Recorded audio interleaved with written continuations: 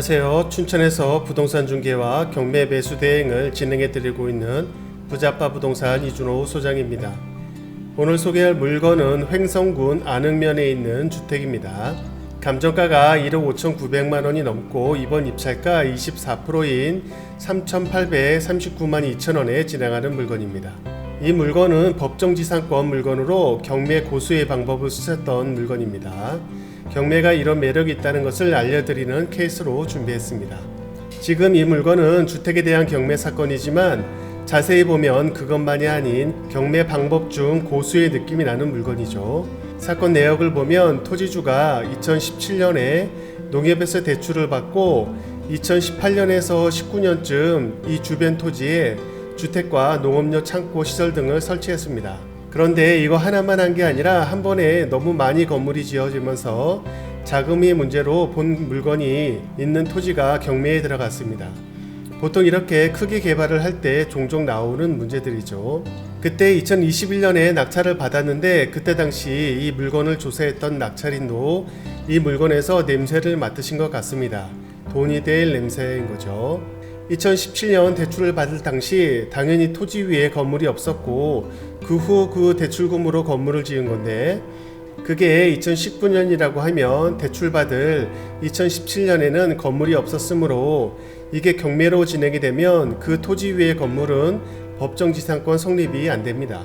그런데 초보이거나 경매를 모르시는 분들은 2021년 경매 당시 조사를 해봤어도 사건 내역 사진이나 임장을 가봐도 건물이 당연히 있고 토지주와 건축주가 같기 때문에 당연히 하나의 일체 사건으로 볼 수 있는데 법적으로 깊게 들어가면 대출 당시에 건물이 없었던 사건으로 이건 법적 소송으로 가면 법정지상권 성립이 안 됩니다. 그래서 건물은 가불관계에서 의뢰관계가 되고 토지주가 그 건물 철거하라고 하면 철거해야 하는 그냥 쓰레기 건물이 되는 거죠. 이런 법정지상권 성립에 대한 부분도 너무 잘 알고 소송으로 가면 당연히 이긴다는 것을 알고 한 거고 그렇다 보니 이제 토지 낙찰 후에 지료권 청구한 후에 임대료 안 내서 그 위에 있는 건물 경매를 신청한 건데 이거 누가 낙찰을 받을 수 있을까요? 감정가가 1억 5,900만 원이지만 만약 100만 원에 판다면 경매하면 사시겠어요? 큰일 납니다.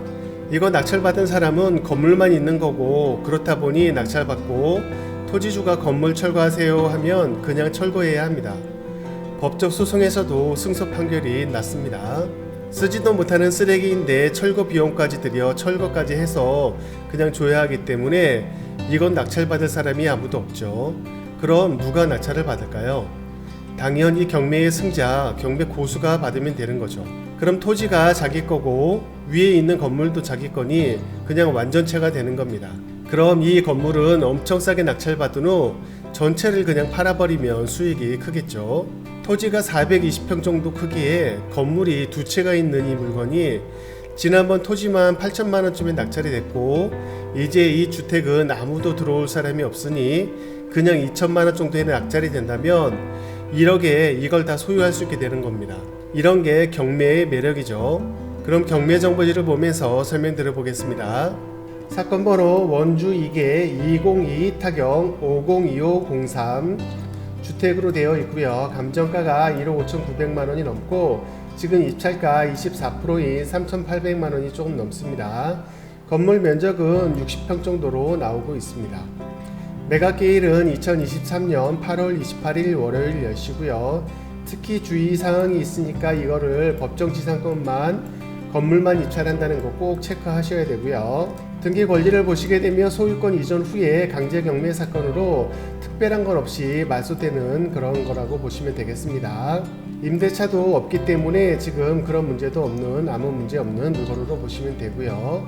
단지 이것은 법정지상권이 성립이 되지 않기 때문에 그 문제가 아주 큰 거라 누구도 입찰을 하면 안 되는 그런 물건으로 보시면 되겠습니다. 본 물건이고요. 이쪽에 두 동이 있는데 하나는 주택으로 건축이 되어 있고 이 뒤편은 농사용 창고로 진행 중에 있는 것으로 보입니다. 그래서 이 두 개가 있고 이쪽 주변 땅이 같이 있는 그것이고, 이 땅 소유주가 이 건물을 지금 경매를 내놓은 상태고요.